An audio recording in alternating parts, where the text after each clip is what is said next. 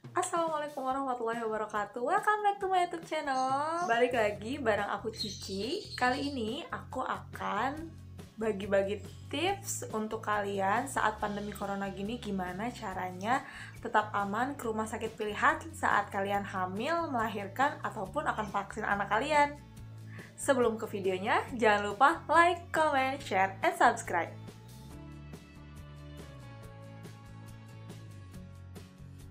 Tips yang pertama, pastikan kalian emang perlu banget ya untuk ke rumah sakit.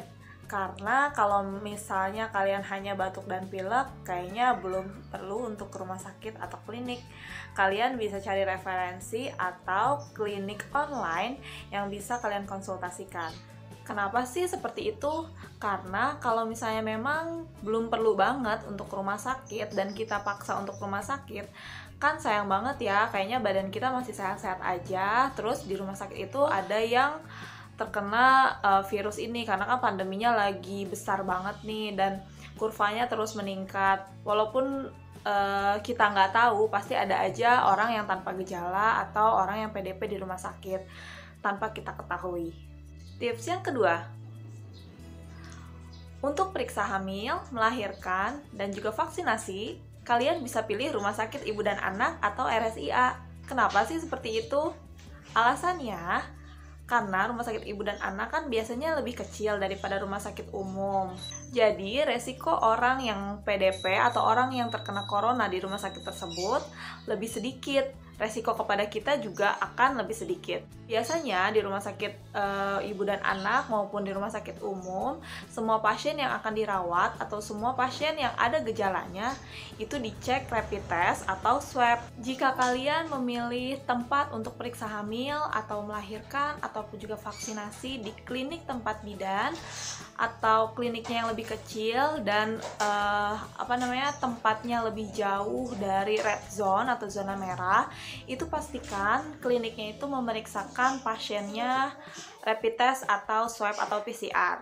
Karena ada juga beberapa laporan di klinik-klinik seperti itu pasiennya terkena virus ini. Jadi bidannya juga nggak tahu karena kan memang tidak dicek di sana.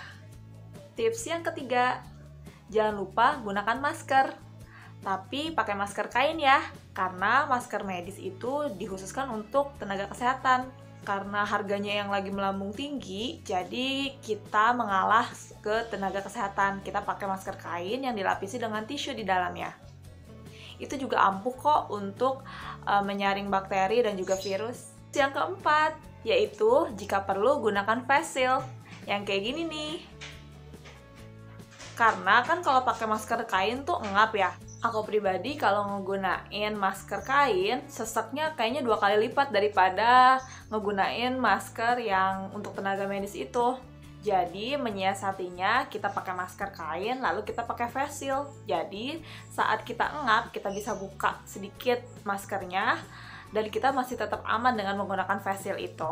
Dan yang face shield ini sudah pasti ampuh mencegah adanya virus ataupun bakteri langsung ke muka, hidung, dan mulut kita. Tips yang selanjutnya, yang kelima, yaitu jangan lupa bawa hand sanitizer atau sabun pencuci tangan ya.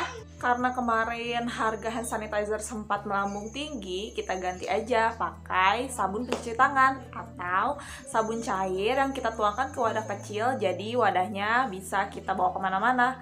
Maksudnya wadah yang berisi sabun cairnya tersebut bisa kita bawa kemana-mana dan kita bisa mencuci tangan pakai sabun dimanapun.